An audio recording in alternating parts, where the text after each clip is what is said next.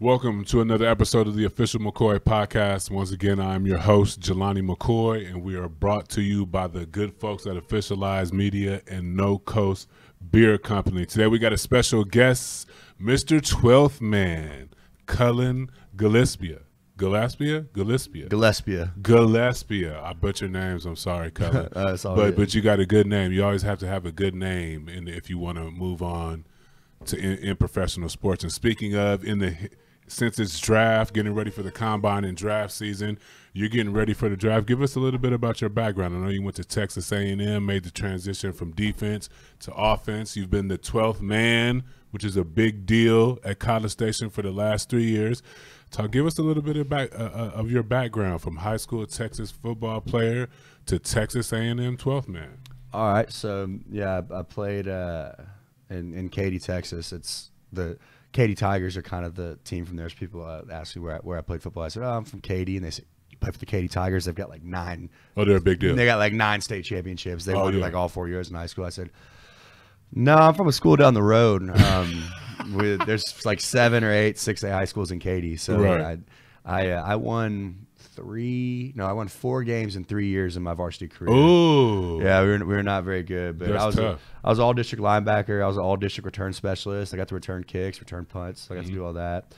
But I had a few small scholarship offers. I had like the Ivy League schools. I visited Harvard. Harvard? You visited Harvard? I visited Harvard twice and Yale once. And why Harvard twice? Something about Harvard interested you? Was it the whole Harvard? The whole fact that I could have an email that said @harvard.edu and say I went to Harvard. Yeah. At the end of the day, it just wasn't for me. It was too far from home. Yep. I'm a mama's boy. Got to. Understood. Yeah, my mom. Love my mama. She still helps me out with my laundry. Living out in Phoenix right now, it hasn't been hasn't been too easy. But, no, it is what it is. You need mom right now. Yeah. So I had a couple other small Division I offers, North Texas, most of the military academies, and that just kind of wasn't for me. I always envisioned myself going to either play at a big school or go into a school in Texas and join a fraternity, and so that's what my plan was. I kind of told the schools that I wasn't really interested in playing football, and the places that looked at me for baseball were in the same kind of small schools. And so I decided I was going to go to A&M and join a fraternity. And then not 2 weeks after that, I decided like that was the route I was going to go. A recruiter from Texas A&M called me and said, "Hey, we want you to be come and walk on for us." And they gave me preferred walk-on spot. Preferred walk-on, yeah, right. Yeah, I didn't have to try out or anything. And that's key. Yeah, because the walk-on's life could be long and dark. There's a big difference in college football between a preferred walk-on and just someone who tries out. The same thing in college basketball. Yeah, they know your name if you're preferred. They at least know, okay, your situation. You come in with the scholarship guys. Yeah. They know who you are. You're still a hitting dummy, which is what I was for my first 2 years. But when you try out, you're really a hitting dummy. You're not getting any water. You're not getting in on the training table. You're not getting in on the sweatsuits. No, you start from as a walk-on, you're already in a hole. Yep. As a preferred walk-on, you're already starting the hole. As someone who just tries out, you're like in a pit. You got to really work. Especially at Texas A&M, one of the blue bloods of college football in the SEC. That's a different type of walk-on experience. It was very humbling. A thing, and I come in thinking, oh yeah, these coaches know me, and then you kind of see like, oh yeah, no, I'm here to be a body. I'm that guy. Yeah, I'm here to be a body. So that's what my first 2 years were like. I redshirted my freshman year, and it was miserable. I hated every second of it. Why? What about it was miserable? Your freshman? I mean, I went to college and started taking college courses before I even graduated high school. I went, so I had classes. The big brain on college. So college started. Like classes, summer 1 started June 1st, and I didn't graduate until June 7th. Oh, so not only was I leaving home, like I said, I'm a mama's boy. I already had separation anxiety. Only child? No, I have a little brother. Okay. Yeah, I have a little brother who today is actually his birthday. So Carson, if you're listening, happy birthday, Carson! It's his 21st. So it's his 21st his too. 21st birthday. Happy birthday! Celebrate responsibly, Carson. Yes, very responsibly. I know you're gonna have your first beer tonight. So yes, congratulations. So I was going off to college, and my friends were taking a senior trip that next week to go to the Bahamas after we graduated. I went back, graduated, and then it was back to class and back to workouts on Monday, which were at 5:30 in the morning. I wasn't used to getting up like that. I wasn't used to being away from home, and I was still kind of an outsider when you were first getting recruited. You know, kids start to make their friends. They know their roommates. They know who they're gonna be living with. Mine was kind of a toss up. Like, all right, I know one of the guys. Does it click with positions on a football team? Like when the receivers hit campus, are the receivers hanging out with the receivers or the quarterback? I know a little bit. It's kind of like who you come in with on like your official visit with. Yeah. So whoever you take your official with, like you become friends with those guys, and you kind of find whoever you like interest, and they kind of seed you like that accordingly. So I was living with another walk-on quarterback who was going to play tight end, and so that was cool. I had a little bit of knowledge, but it was just really that first experience of being away from home, having hard workouts that I wasn't in shape for at 5 in the morning. And then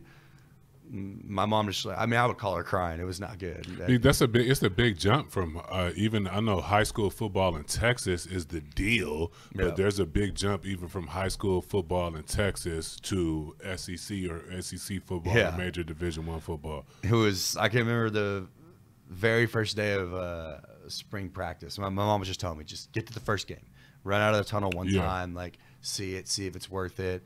And I can remember like the very first day we threw the pads on in fall camp, I tried to, do one of my high school moves where I'm swat and swim, and I was bigger than a lot of the offensive linemen I played in high school. Like I was more athletic than wasn't a problem. And I tried one of these moves on a Cedric Ogbuehi, who was a first-round draft pick. Yes.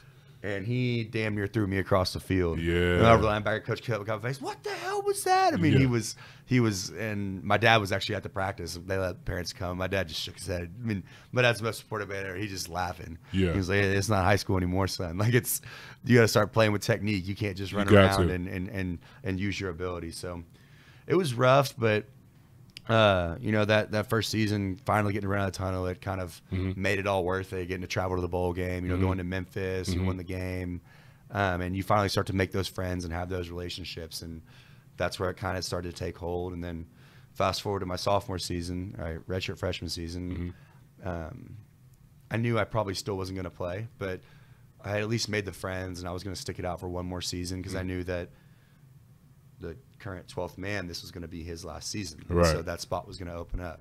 So I said, okay, I'm going to make it through this season, make it through spring training, make it through fall camp. If I get to number 12, great. I'm going to keep playing. And if it doesn't happen, and you know what, that'll be the end of my career, because I knew I necessarily wasn't going to cut it at linebacker. We had a lot of really talented guys. You got some hogs at linebackers at A&M. Yeah, and so that was, I had to, that was kind of my thing. If I wasn't going to play, it wasn't necessarily worth it to me. I love the game of football. I love the camaraderie and the brothers and the friends that I made, but it's a big time commitment. My grades were suffering. I wasn't in an easy major. I wasn't taking communications or science major. Yeah, exactly. What did you graduate? Please tell the people what you graduated with. Environmental geosciences. Yes.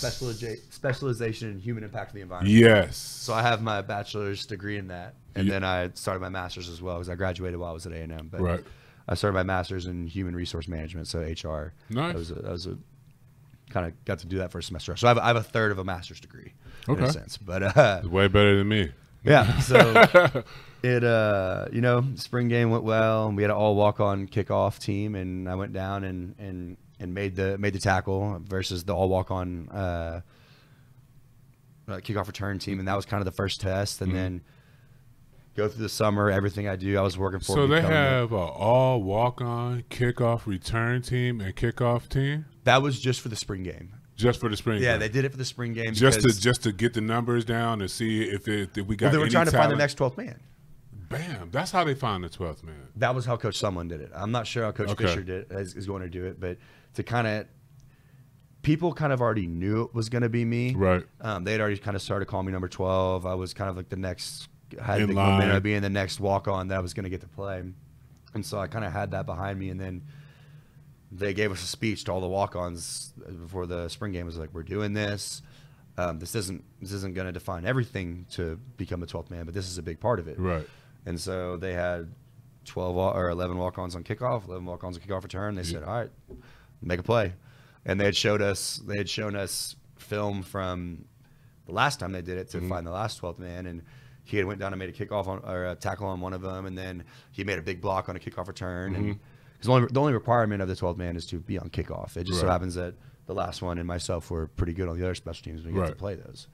And lo and behold, the kickoff happens and I run down and make a tackle on like the 10-yard line, and had the crowd going at the spring game, and that was kind of where, okay, I'm pretty sure this is going to happen. Yeah. And summer comes around, and then we go into fall camp, and I was like starting on all the special teams. Right.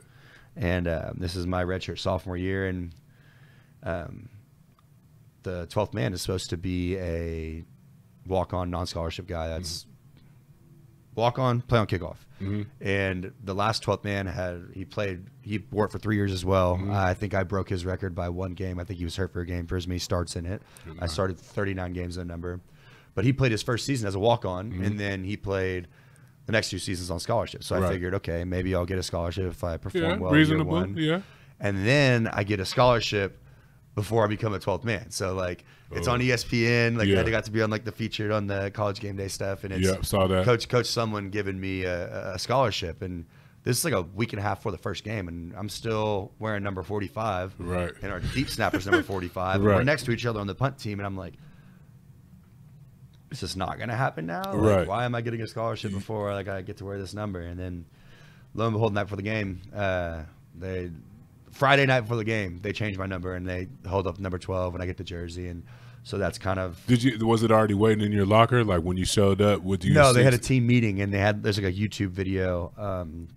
With Cup Semlin in the front, in like the conference room, was it like the kind of classroom you guys sit in and then presentation? Yeah. That was where that we were in there, and our special teams coach said he played a video of like the history of the 12th man. It was like a 3-minute long like montage of like the dudes in the past from the 80s with Jackie Sherrill when it started to come into Sam Miller, who was the guy before me, who had a fantastic career, and then he held up my jersey and had my last name on it, and that's it. Yeah, it was. The scholarship was important to me. That was cool. I was happy I could take that financial stress off my parents. But what I had been working for was the chance to get to wear that number 12. And so whenever that meant more to me than any award I received at A&M, until really I was elected captain, because the 12th man comes from the coaches, which that's great. I'm love that my coaches respected me. I'm love that, the university gave me a chance to represent them. A&M's home of the 12th man, and I got to represent the original 12th man. Yeah, the original copyrighted, not to be confused with the Seattle Seahawks fan base. They're the 12s. Yeah, right. We're the 12th man, and so it was a really cool deal that every time I got to go out there and wear that number 12, I got to look up at the student section and see home of the 12th man of 40,000 students. Was that an extra gas? Was that a little bit of extra gas or fuel that gave you to go there? Because you're a gunner. So you got to be ready. You know what I mean? You can't. There's no wait around for you. You don't get to feel out the game and figure out where to put your energy. Right? You know what I'm saying? It's looking up and seeing the 12. If I was a 12 fan, I'd be like, yep. You know what I mean? That would give me that extra part that I would need to come down. Did it work out that way for you? Did you embrace? I was like a mascot on the field.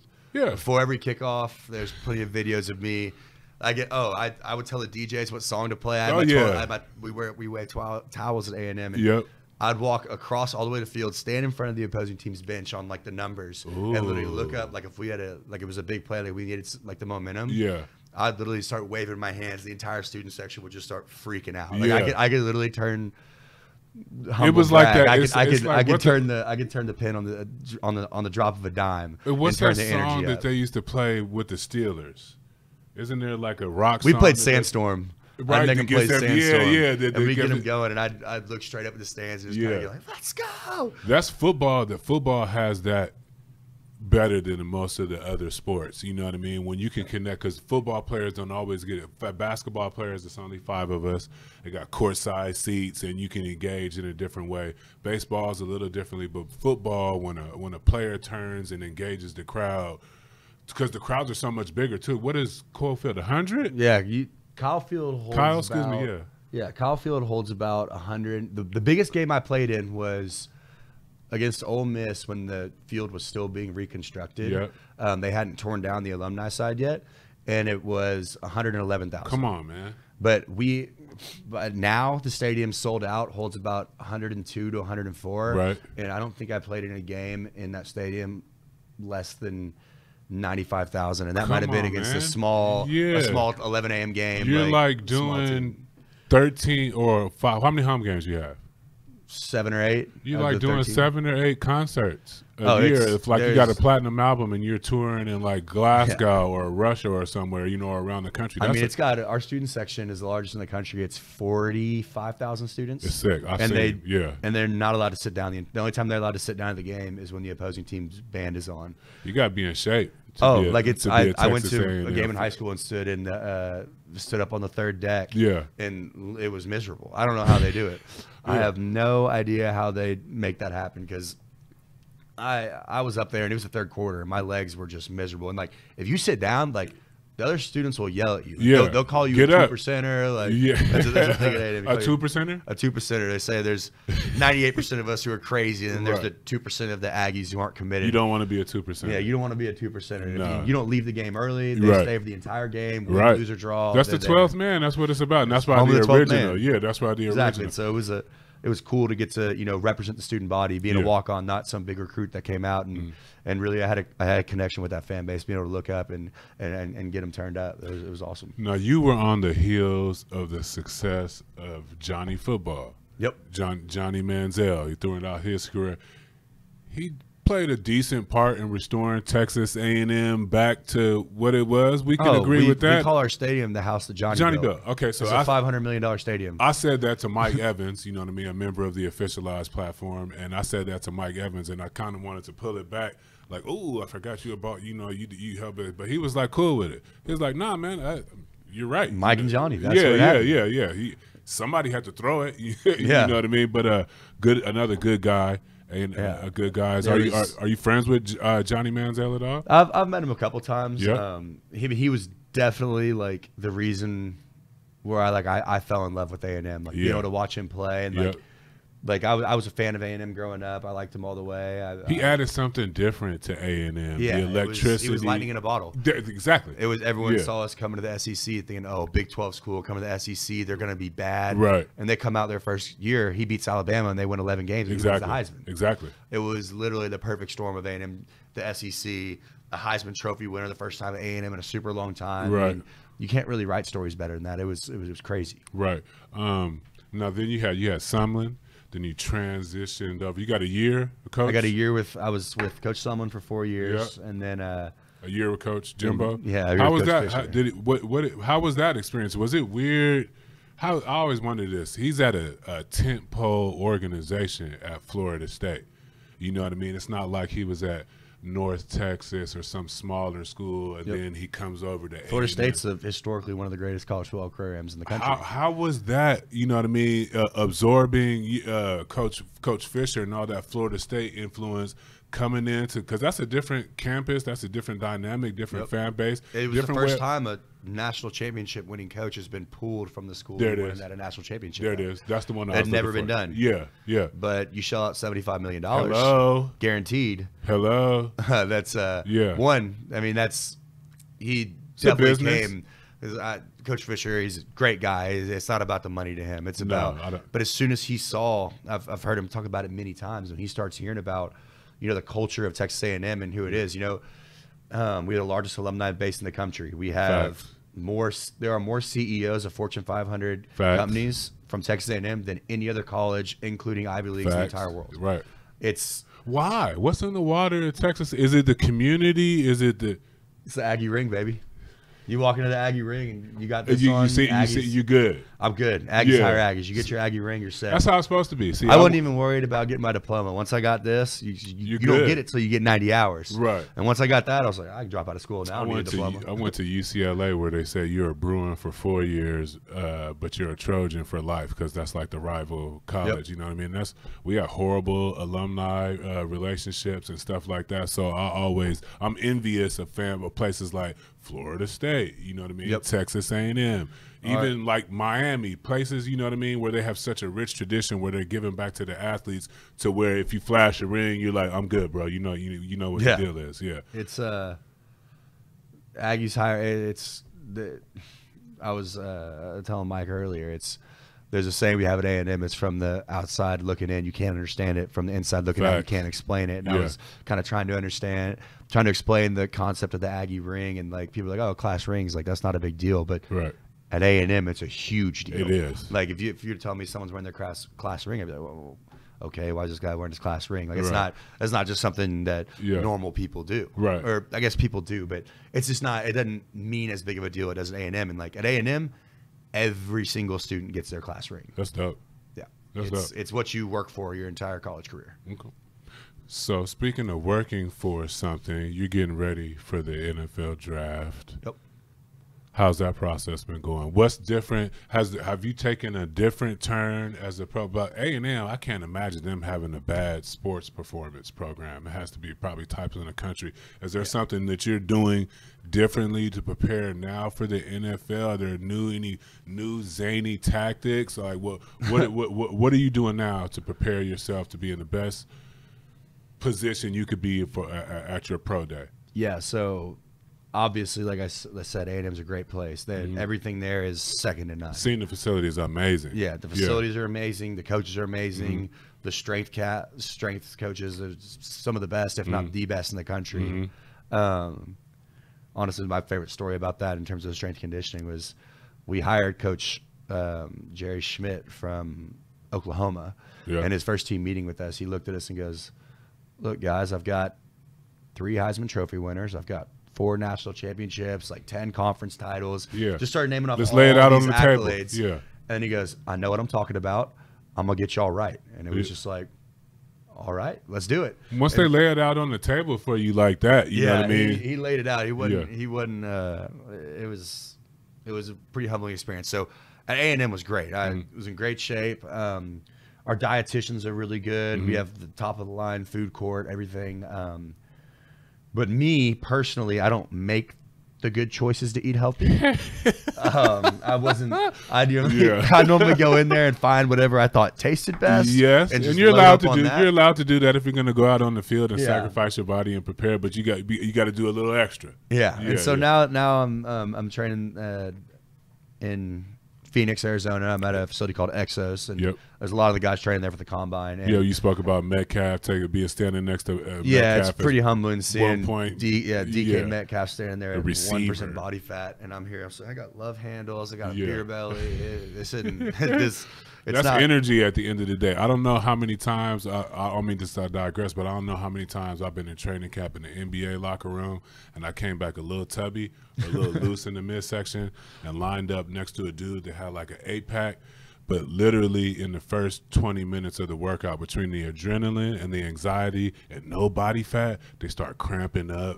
Their brain starts betraying them, you know what I mean? Because they're hungry, because it's just pulling off a muscle and no fat. So then I was like, that looks good. It passes the eye test, but I'm going to keep on just coming in with a little bit. And then you work yourself with the last 5% off during camp. But it's different for everybody. Yeah. Body types are different. Shoot, we go out there. Metcalf's got a generation of NFL. He's got a 300-pound uncle that was an offensive lineman and his dad was a kickoff returner. He's got all kind of genes he's pulling off of. Yeah, I used to make the joke when we go out there in our white jerseys. I say I look like the Michelin Man. I got my rolls on top of rolls standing out there. Yeah. Those jerseys are not physique friendly. Yeah. To put it lightly. And Texas A&M usually has some of the best color combinations in jerseys in college football. We're one of Adidas' top schools, so we always have alternates and all types of cool stuff. Yeah, all different helmets, different cleats. I was just hoping they could make a jersey a little bit more loose. It didn't hug my skin so tight. Come on, man. Young guys are supposed to be in the highlighting your bodies. These guys are wearing skin tight stuff. They got even me coming down out of extra double XRs and going to XLs. I got you. So what else? So getting ready for the draft. Are you focusing? We talked about this a little bit before. We actually noticed that. Give me that stat that you said. Who threw out that stat? Was it Justin or one of the big brains, or Mike and Justin, when they said actually the last 4 Super Bowl champions have had fullback? It was this year. Boom, there. This year the 2 NFC. There you go. The NFC championship teams and the AFC championship teams, all 4 of them, I think I saw on Twitter, had a fullback on their roster. Right. And so they're saying a fullback's making a resurgence in the NFL right now because the game always spreads out, and then once it spreads out, it comes back in. So right now it looks like it's coming into a comeback in phase. And a lot of teams are hopefully in the market for fullbacks. So that's the goal. Working for it. We'll see. I'm not What's your main strength as a fullback? If you're sitting next to me and I'm the Houston Texans, and I'm like, hey, we're going to take this chance with you at fullback, what's going to be the main strengths that you give to me as a fullback and as a football player that you're going to try to press the GMs with? So a lot of fullbacks don't play special teams, and that's kind of where I made my name at Texas A&M, was being a specialist. I was on punt, kickoff return. I started on all 4 core special teams for 3 years. Okay. Most fullbacks don't have the best hands. I'll show that I have hands at pro day, but what's going to be the big kicker is I can run. I think the average fullback time, the combine and at pro days for fullbacks is like a 4.9. That's like that's a good fullback. That's run like time. Tom Brady. And I'm looking to run a low 4.6, high 4.5. So I can move. You can move. Bit. Yeah, I'd rather to be honest with you, I'd rather look like you and be able to move than to look like Metcalf and still be able to move. Because if you look at him, you're like, he runs a 4.2, 4.3. Like, yeah, I mean, I hope so. People underestimate me. Yeah, that's not a bad thing. Yeah, that's not a bad thing sometimes. Yeah, we wear GPSs in our shoulder pads at Texas A&M, so they know how far you run, how fast you run, where you run, and almost religiously every game I'd have top 5 speed on the entire team, and I think I have, like, of all the guys' speeds they've recorded, I've got top 5 or top 10, like, most miles per hour hit. I hit 21.6 miles an hour against UCLA last year, and they had me averaging like 20.4.5 miles an hour on kickoffs. How was it playing against UCLA? Was that this was the Chip Kelly experiment? UCLA, was it Chip Kelly's team? So year 1, when we played them at home, we won in overtime, and that was my very first game to actually start and play. I had 2 tackles in it. I actually got in and played a little bit of linebacker. It was kind of like my first, like, big boy moment. I'm getting down in a stance at linebacker because our starter had gotten hurt, and I was like the 2nd and a half string depending on the package. I go in and I line up, and Josh Rosen's right in front of me, and I'm like, oh, this dude's like, this is real. He had like the mustache, and I'm like, this is like my first like real moment where I'm playing college football against a 5-star. Was Josh Rosen nice? I didn't really talk to him. No, I mean his game. Oh, his game was he the real deal? You like, okay? Yeah, the kid could throw it. I mean, to put in perspective, year 2 we play him. We play in the Rose Bowl at their house. Yep. And we blew the 2nd largest lead in NCAA history. I remember that. They came back from 34 points, led by Josh Rosen. I remember that. And he had some – he didn't get injured and come back that game. Did he get knocked out and come back? I don't know, but he played a hell of a game. Yeah, he's pretty good. Props to him. Yeah. It was our starting quarterback had gotten hurt, so we had a true freshman come in who had no experience. And Kellen. Yep. And so that was his first college football game, national platform, only game on a Sunday. Watch that game, yeah. And I think he just needed a week to get his feet under him as he played lights out for the next 4 weeks. And obviously he was our starting quarterback this year and played awesome. Yep. But it was that sucked. Blowing a 34-point lead. Yeah. That's a bus or a plane ride you don't want to be on after it. Not at all. Things you're most looking forward to in this process of getting to the NFL. I know you said that obviously you want to make a team. You know what I mean? But have you considered the fact that you might not make a team and it might be the practice squad and that whole route? Like you said earlier, you said, okay, I made a decision and I'm going to get this number 12 thing or I'm going to tap out. Have you already made that decision professionally? Like, if I'm not past the practice squad by this day, absolutely not. You're fully committed to. I'm fully committed to making it happen. You know, I love the game of football. I love playing it. Yep. Even more than loving football, I love competition. I love competing. Me too. I love being able to line up in front of someone who thinks they're better than me and showing them that I am better than you. I'm comfortable winning. I don't have no problem with wanting to win. And there are a lot of people say, winning isn't everything. Okay, well then you lose. You know, you lose for me, and then I'll think about winning. I'm not comfortable letting even lose. And that's a mindset at the end of the day. You line up against me in a spot like football as a fullback, you know what I mean, where you pretty much identifying where your matchup is going to be before they hike the ball, right? There's no the safety might, you know what I mean? You know your assignment. You got to get the linebacker or get this hole open. So I completely agree with you about the competitiveness of wanting to win and line up against somebody, and it's okay to find out who you win. If you had a kid, a lot of kids coming up now, Cullen, they're competing isn't necessarily a normal thing. Like you go competing at too early of an age, you'll hear the parents on the sideline, what's wrong with him? Or, you know what I mean, is it that serious? Or like, come on, they're complaining because your kid is. What would you say to a kid? Because I imagine you're a pretty physical dude. Have you been physical even when you were a kid? Did you run around a lot? Yep. You were rambunctious, still running into stuff. You know what I mean? There was some form of what you were as a kid. What would you say to a kid who wants to be the 12th man or go through a walk-on experience, or if he wants to be a five-star recruit? What would you say to a kid about competitiveness and it being okay to want to line up against somebody and see who wins? Yeah, just keep playing, and like you said, like, have I accepted that I might be on the practice squad, and then that's me going into it, that I know that, you know, I'm not the it's been the story of my career. I came into A&M as a walk-on, you know, like, I wasn't the five-star recruit. I wasn't the guy who made it. I know that I'm not going to be a day 1 or day 2 draft pick. I might sneak in on the 3rd day and maybe get in the 7th round, depending on how I perform at pro day. I'm hoping to impress a lot of people. But at the end of the day, my story's always been the underdog story. Right. And just because that you're not that guy right now doesn't mean you can't become that guy. Every year I've progressed, and if you have a dream, stick to it. And like, it's not. At the end of the day, it comes down to how hard you want to work. A lot of it, yes, there has to do with things with getting your name out there and having coaches recognize you, but coaches recognize hard work, and that's fully what I'm prepared to do with the NFL. You know, if they want to put me on a scout team, 1, that's a paycheck. Facts. 2, I start off on the scout team in college football. There's no shame in it. Like, someone's got to do it, and all you do is use it as an opportunity to get better. You're going to be playing against the starters. You're going to be able to go out there and line up every day and show that you can compete with these guys. Granted, you're not going to be out there hitting them hard. You're going to be the one getting hit hard. I ran scout team in college, and I'd maybe play at something right, and there'd be an interception where I could take that and kind of show, like, hey, I'm out here, and that's not your job. You just duck underneath the ball, let the guy catch it, and move it. You got to recognize your place. But within that place, you have to know that I have to improve every single day to get to be in the other place. Right. So being comfortable in your place, but knowing you put a number on it, 1% better every day, whatever it is. Once you get in there, you got to rock out in that space. You know what I mean? that's another thing that I can sell to NFL teams, besides being fast, besides being able to play special teams. Yeah.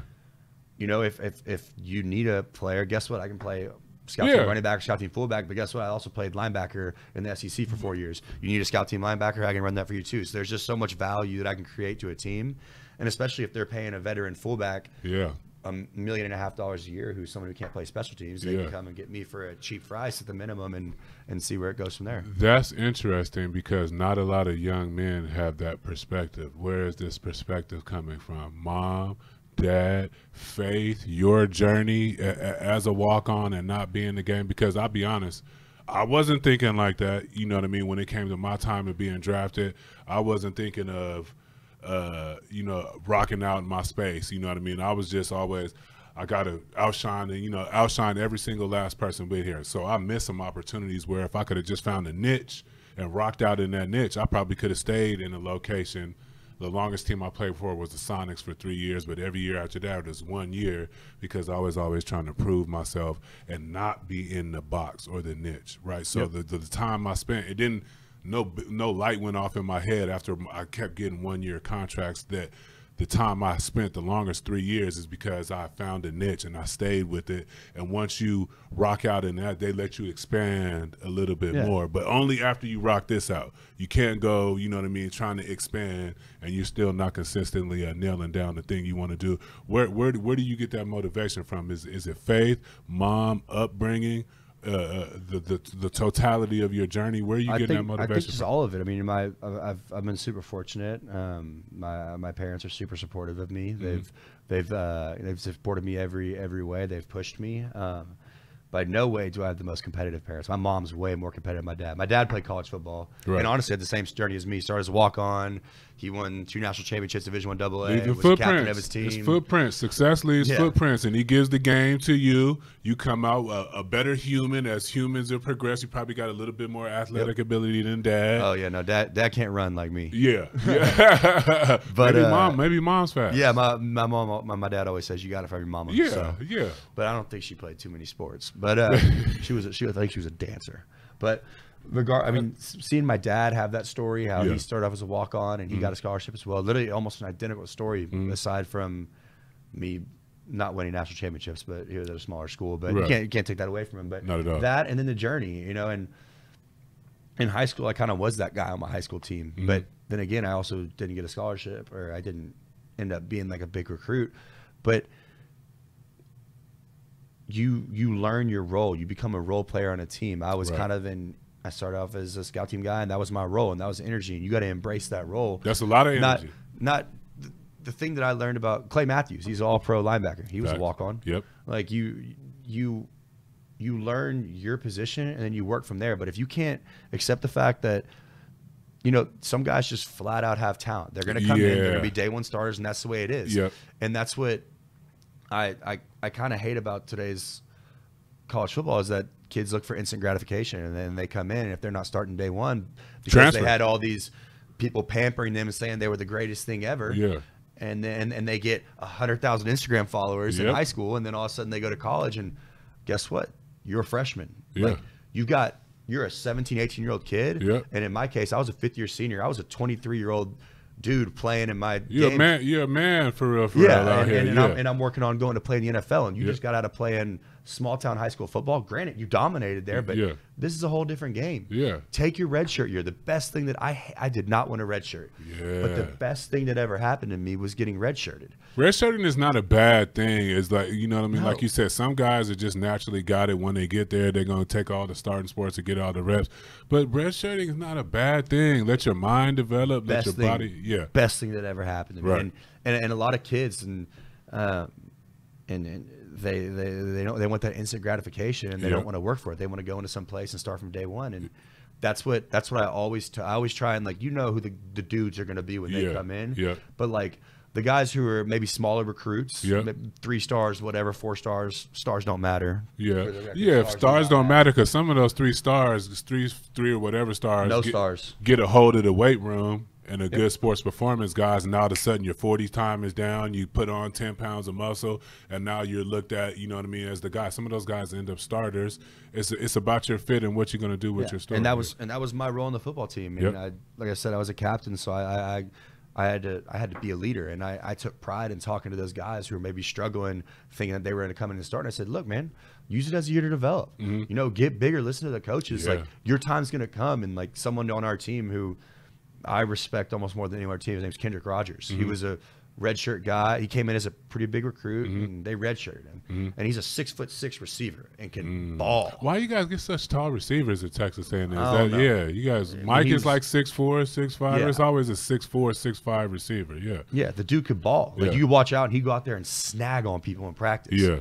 But his routes weren't as good. His body wasn't as big, and he won't mind me talking about him like this, because he knows how much I respect him and how much I love his game, because he didn't become a starter until this year, his redshirt sophomore year, just like I. He'd spent 2 years on scout team developing. Then he comes out against LSU, and we won in 7 overtimes, and scores 6 touchdowns. He had the biggest game of his career against Clemson, the number 2 team in the nation, when we lost by 2 points. He scored 3 touchdowns. Like, he had those breakout games. He's going to go, and he's going to have this redshirt junior year, and he's played his way into being a top round draft pick. There's so many guys who, if they would just stick with it and just trust these coaches. Jimbo Fisher knows what he's doing. National championship winning head coach. He's getting paid a lot of money to do this. He isn't there by chance. He's there from working hard. Guess what? That coach who's making all the money now, he started as a GA. He was someone's intern, someone's errand running boy. He went and got the coffee. It's the same thing with football. Run the scout team. Make the guys better. Do what you have to do to make your team better. And by making your team better, you'll make yourself better, and you'll work your way into the process. So If I was a GM, now it's making a lot more sense now. You coming across very well. You have a lot of interesting perspective that I haven't heard from too many young men. So you're grounded, you're humble. Now, we talked about the body, you know what I mean, and your position as a fullback, and you know how much it is on your body. And I just want to touch on one last thing for all the kids who want to come up and play football. Are you on the fence? Are you on the fence of, I knew what I was signing up for, I'm not changing it for the rest of my life? Or are you more leaning to, if I ever had kids, I wouldn't tell them to play football, knowing what I know now after seeing the injuries and all the data? No, are you all the way in? At the end of the day, I'm not going to be a dad who makes my kid do anything. If he wants to play football, he can play football. If he doesn't want to play football, he don't have to play football. You can play baseball, you can swim, he can be in the band, he can be in the choir. It doesn't bother me. As long as he's happy doing what he's doing. But I would never tell him, no, you're not playing football I've learned more from football and more from, and that's so cliche that I've learned football about life. It's the truth. Sports teach you about life. It's okay to say that, But even if, let's say, the NFL doesn't work out, I bounce around, I get cut from a couple teams, whatever happens, I don't stick. Mm-hmm. And that time comes where, okay, it's time to, move on with my career and use my brain and use the education I received from Texas A&M to start my career. Guess what? That's just like a football field. It is. I'm going to start out in a lower position. I'm going to have to work my way up. But playing football has taught me the perseverance. It humbled me to the point where, I'm starting out as a low-level guy. Mm-hmm. But if you want to be the upper-level guy, you want to be a manager, you want to be a CEO. Mm-hmm. I get A&M. I was a lower-level guy. I was a team captain. I served on a leadership council. I did all these amazing things. It starts from the bottom. You don't get to go. You don't get to skip the steps. Mm-hmm. You have to take each step to get to where you want to go. Facts. Can't cheat the process. One word, if you have one word to describe, I want 2 words from you. One word to describe your Texas A&M experience as the 12th man. You know what I mean? As a walk on that whole Texas A&M, what would that word be? And what would your one word be leading into the unknown of preparing for the NFL and if you're going to get drafted? And I'd like to do a little word session. What's that first word for that Texas A&M experience? Thankful. Beautiful. Thankful. I'm thankful for the the opportunity to get to wear the number 12, to be able to represent the student body, to have the platform that I'm on now, mm-hmm. to show up at a little kid's birthday party and make his day. It's huge. To write letters back to kids, to do things of that. I'm thankful to be able to see that what type of influence one person can have. Mm-hmm. And I'm also thankful for what I went through, the hard times. Right. Because it taught me so much about myself and just knowing you can push through things to get to where you want to go. And then for the NFL, anxiety. Facts. Yeah. Right now I'm just in a place where I don't really know a lot about what's going on. Yeah, I'm hard. I'm not one of the guys that has NFL GMs calling him every day, or who went to I didn't get invited to the combine. Right. And so I haven't really been able to showcase what I can do. And these dudes have GMs calling every day. They have projections. Yeah. I haven't been in a mock draft yet. Right. But at the end, once you get into the 6th and 7th, anything 6th, 7th rounds, those mock drafts don't mean anything. They're just, it's guys placing people where they think they should go. Yeah. But I'm hopeful. Yep. I know that I'm going to do what I'm going to do on pro day, and I think I'll surprise a lot of people, and I'm excited for that. But right now, it's just, I'm in limbo. I'm working out every day. I'm training for this. I'm watching guys get these huge Adidas deals and be projected. You're getting slaughtered where they're going to go, and I'm sitting here like. And you're in the social media world. When I got drafted, there weren't as many retweets and reposts and updates about who did this and he did this over there. Oh, he's with his trainer and he made this one-legged catch. One-handed catch, holding the can and doing some other crazy stuff that, you know what I mean? Well, I have no doubt, Cullen, that you'll be successful. First of all, you got your measurables. If you're going to kill that at their 40 time as a fullback, the fullback is in vogue right now. The humbleness and the energy and the authenticity that you exude are things that the general managers are going to be looking for. I know, you know what I mean? We talked about this a little bit before we got in the podcast. What you do off the court is going to help what you do. It's the same thing because you're the same person at the same time.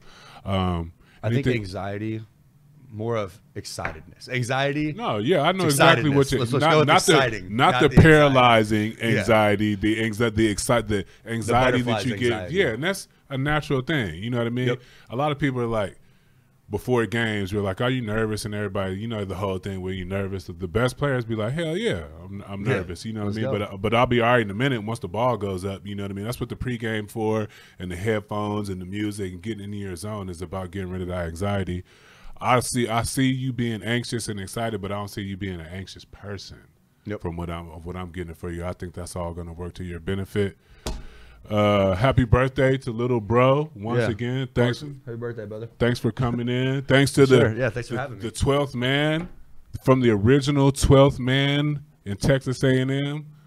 Cullen, very nice meeting you. Very nice having you on. Excited to have you a part of the Officialized platform. Yeah, I'm excited as well. Please feel free to catch up. We're going to catch up with you. See if we can when you got some downtime. I know you don't never really know what your downtime is, and even when you're down, like you said, you're always excited or thinking what's coming next. But we'd like to catch back up with you, see how things are going, have you back on the podcast, and maybe catch up with you up in College Station. For sure. Appreciate you coming on. Appreciate you having me. This has been the 12th Man episode on the Official McCoy podcast. Thank you to No Coast and the good folks people at here at Officialized Media at San Diego headquarters. For Justin, Mike, and Hat Daddy, we'll see you next time on the Official McCoy podcast.